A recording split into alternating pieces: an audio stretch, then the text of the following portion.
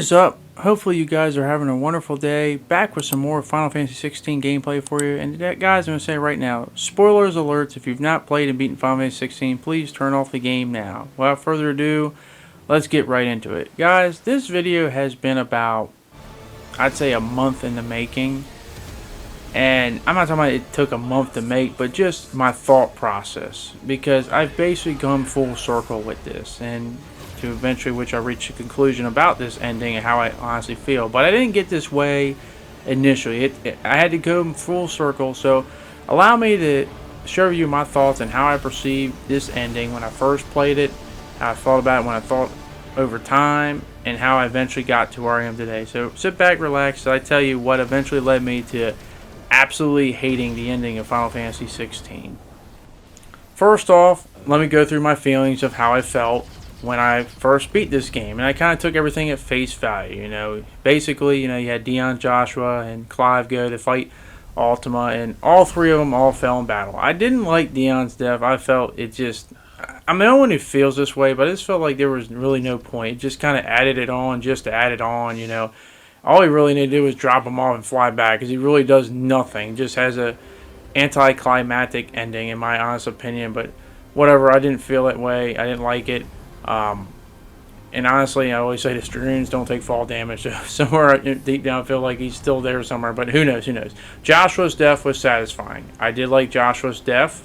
It was foreshadowed. It had a build up. It had a payoff to it. It was emotional, and it was well done. I have nothing about Joshua's death. But Clive's, I'll be the first one to admit, it gave me some really bad PTSD from games I played about a decade ago in the past. And I'll basically point it out to you this way: Clive's death gave me such bad memories for when I played these two games, both in 2012, of Assassin's Creed 3 with Desmond and Mass Effect 3 with Commander Shepard. Now, 2012, oh boy, that was a year, because that was a year where multiple franchises I loved basically died, because that's how I felt with Clive's death here. I just felt like it was forced, it didn't make sense, and it was just killing someone just for the sake of killing someone and thinking, oh, this is dramatic and stuff. I'm sorry, you just can't kill people without having a payoff and it being satisfactory. His death was nowhere near as emotional to me as Joshua's.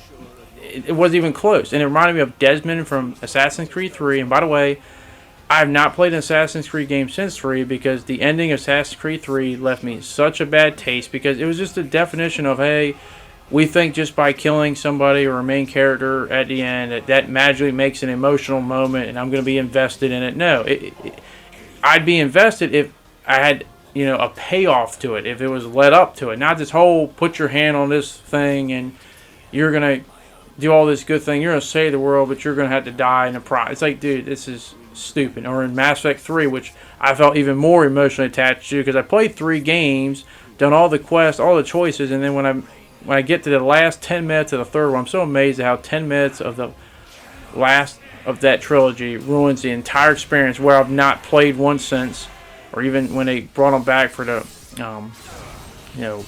the whole collection of it. I don't want to, because I know the ending leads to this garbage where none of my things matter, and you get this crappy ass ending where, oh, this hologram kid, which I'll never know to this day what they thought was good about that, but basically, I die in a very uneventful, stupid way that just basically it was a curveball thrown at the last 10 minutes and no one saw or was foreshadowed, that basically said, oh, you got to go because, we said you do. Because, hey, seeing a main character die, even if it doesn't make sense or is unmeaningful and impactful, is a good thing. And I know some people say, oh, but he breathes in the armor. The one, if you get the one and they show his armor breathe in the rubble. It's like, stick to that thought for a second. I'll come back to it in a second. But yeah, that's what Clive's death felt to me. You get this whole thing at the last moment. I never thought he was going to die. And then they're like, oh, well, you know what? I guess my vessel wasn't strong enough to take Ultima's powers or something. I was like, wait, what? Like, okay, that's great to throw this curveball at the last second. It'd be nice if we had some payoff or lead up to it, someone like Joshua, but this would be like in Final Fantasy X if we just watched Tidus disappear at the end of the game, but there was no foreshadowing or leading up to the fact that he already knew he was going to disappear and just like spring it onto you as soon as like they start having all the aeons vanish and stuff like that. They just basically drop it there, and you're just like, oh, okay. There's no lead up to it. There's no payoff, and it would feel unsatisfactory. We knew it was going to happen to him. The other people didn't know. That's the sad part, but we knew there was foreshadowing. There was a lead up. There was, they built it up. That's what made the eventual thing hit hard. The problem is here is his death doesn't hit hard at all because it just feels generic and forced and the cliche, we have to kill the main character at the end of the game, which can be done fine, but this was not done fine. This was done really just hey, everyone else died, we might as well just join the club, I guess. But that's how I initially felt when I first played it. And then I got to the end credit scene, which once again Final Fantasy does. I don't know why they do this, where it's like, God, hundreds of years in the future, we don't know at this specified time, but a bunch of years in the future, you see a family you don't have any connection to, don't know who they are, and then there's the book on the table. And initially when I saw it, I just thought, hey, Joshua Rossfeld is the author. It's probably one of the Undying that wrote it to honor him or something like that. I didn't think anything of it, but that's how I felt with the ending. Just a very kind of forced ending. Like, that's just how I felt. Like, I won't say it was bad, but just felt kind of forced. But then, I kept hearing other people talk about their theories, and everyone goes into, they can theorize this and that. And I've been there before. I remember, tell me if you remember this, Mass Effect 3, the indoctrination theory. That's how bad the ending was. People were trying to think of theories to make it seem more plausible and stuff, but nonetheless, I kept hearing, the theories, and I'm not going to go into every single one of them, but basically they were saying that, Clive lives. He's obviously still alive. I'm thinking, oh, okay. And by the way, I did all the side quests. I didn't put everything together when I first watched the ending or something like that, but basically they were summing up that he lives because he's the one who wrote the book. Because obviously in the Apocryphy quest, they talks about how he wanted to one day put down the sword and pick up the pen, which he gives him the quill, and be an author. And obviously he is the person who narrates the beginning and end of the story. And they say, well, he took on his brother's name because it's not the first name he's taken on, but he wanted to honor him. He's obviously the only person who would know every single detail from his point of view of the book. You also have the whole, thing with the star, and how initially when the star faded out, that basically told Jill that her wish wasn't granted, but in reality the star is basically, the theory is that it means the magic is gone. So when Clive raised his hands, the petrification stopped in that hand. And by the way, apparently that's his non-writing hand, so it would make more plausible he can still write the book. But basically it stopped there because we never see someone go fully petrified, like all at one time. But basically the star fading is technically granting her wish. And then when she sees the sunset rise, it's kind of like how she says that no matter how bad the night is, the storm is, you'll always return. You're the dawn always comes, and stuff like that. As I said, there's a lot of other things you look forward to point him a lot. There's theories saying that Joshua lived or something like that, and even some crazier ones that Dion lived, which, as I said, Dragoons don't take fall damage. But so I started to get a feeling, oh, okay, that's cool. I can see that, and I'll just be honest with you. I'll leave it right here to the point. If you honestly had asked me what I feel like Clive lived. That's what I honestly believe, and that's how I felt. And I was like, okay, Clive lived. Okay, that's cool. It's a little bit hard to figure out, but the evidence is there, and I could also see it happening the other way. He died or whatnot, and that's fine. It's a very ambiguous ending. But then I get to the part which led me to why you clicked on this video, why I hate this ending.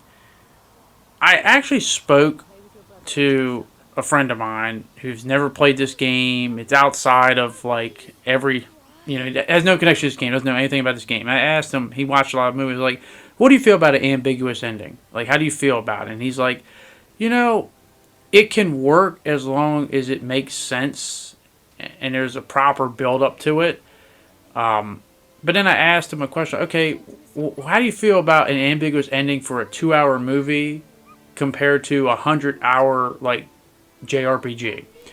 And I was like, basically, my feeling was, and he agreed with me, is that I don't have a problem with an ambiguous ending. I have a problem with it in this type of game. When I put in about 100 hours to a game, I want a definite answer. I don't care what the answer is, but I will accept either one. And what I eventually got to the point, which why I hate this ending so much now, is like, I in a way kind of hope he is dead, Clive, because at least I could accept that and move on.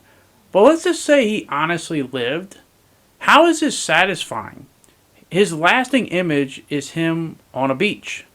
And I'm just sitting there thinking, like, that's not satisfying for me. If he died, show that he died, like, fully petrify him. Show that, he's dead, okay? It's sad, but we'd accept it. It's not the first time I've played a sad ending to a JRPG. It won't be the last. But if he's truly alive and he really survived, then show him reunite with his friends. Like, I don't want to play this whole imagine it, you decide. That's not. When I put in that many hours, give me a definite ending. This wasn't a definite ending. This was very ambiguous to the point where we don't know what the heck happened. No one knows for sure. It's all over the place. We're not just questioning Clive's fate. We're questioning Joshua's fate. It's not satisfying. Give me an answer. We all want to see Clive return to Jill. But don't give me this whole, well, he might be alive. We're just not going to show it. You just got to figure it out for yourself. I didn't put in 100 hours to build my own ending. But here's another thing, and this is, I actually have not heard a lot of people really talk about this. This is another reason why the ending really, really falls flat. You see the scene we're watching right now? You see all these characters? It's kind of funny how in a game that got criticized for having so many cutscenes, but yet in scenes where they really need cutscenes, there's hardly any. Where are all these characters in the background and in your hideout when the game ends? Not just the immediate ending, but the aftermath. Like, where is all these people?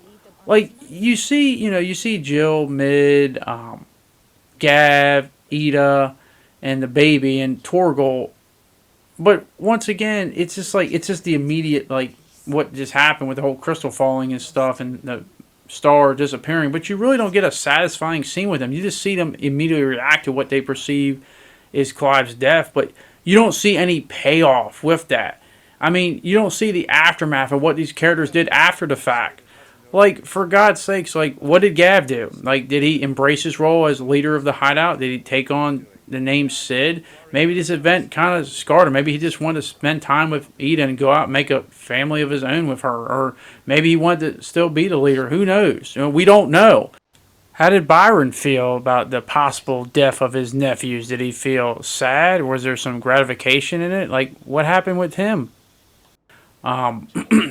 Mid, what did she do? Did she just decide to do what she did in SideQuest, get rid of the schematics to the whole possibility of the airship or something?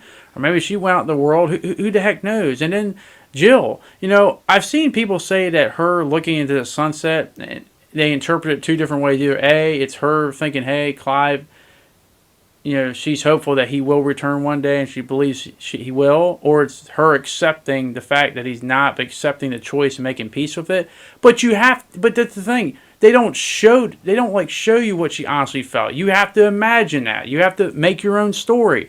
What did she do after the fact? Did she accept this? Did she not? Did it traumatize her? Did it pain her? Like, what did she do after the fact? Did she move on? Did she do what she wants to do in a side quest and travel somewhere else and get outside the twin side? Like, go on a boat and sail south and find new land? Like, we never see what any of these characters... And I'm just thinking of the major characters. What about all the other characters? What about the Ottos, the Vivians, the Hippocrates? Like, what did they all do? And here's another character, Yote. Why didn't they show her how she feels? She's obviously closely affiliated with Joshua. How did she feel in all this? Why don't we even see her? I mean, we hardly see anybody. Yeah, they're here in the scene before the final battle, but they're not here at all when it really matters, the aftermath.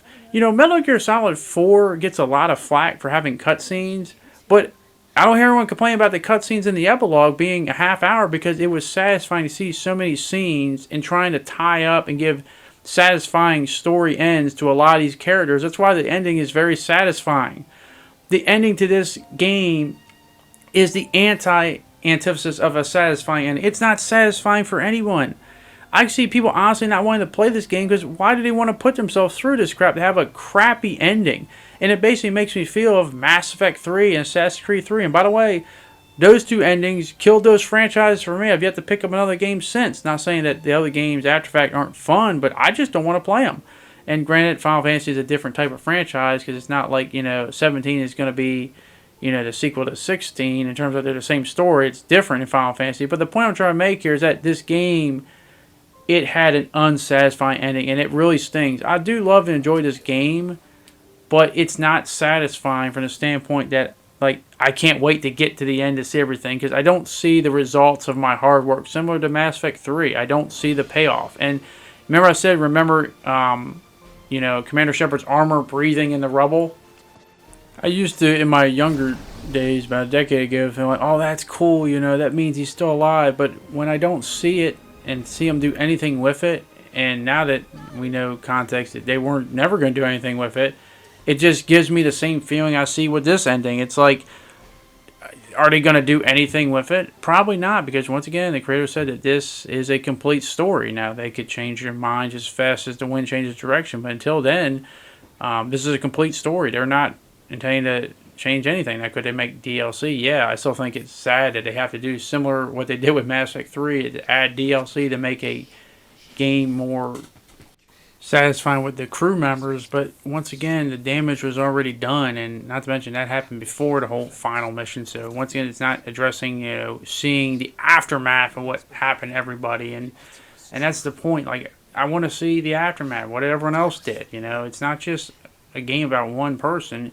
I want to see what else they did. But when you can't even give me the fate of the main character, you don't have the balls to do that, and then you just abruptly end the game. It's just like, okay, what happened after that? Like, what did everyone do? Like, how did they move on? Did they find a place to live? Did they leave the twin sides? Like, you don't show anything. They make a whole big deal about world building and showing all these characters, which I'll be honest, I didn't care for every single one equally. I obviously care more for the more important characters, but they don't even do them justice. They just kind of dare, and it's just really unsatisfactory. And I think the perfect analogy I can put with this ending is, how many of you guys are NFL fans? You remember the Seahawks when they went to their latest Super Bowl against the Patriots, and it was like a 1st and goal, and Marshawn Lynch ran the ball all the way to the 1-yard line.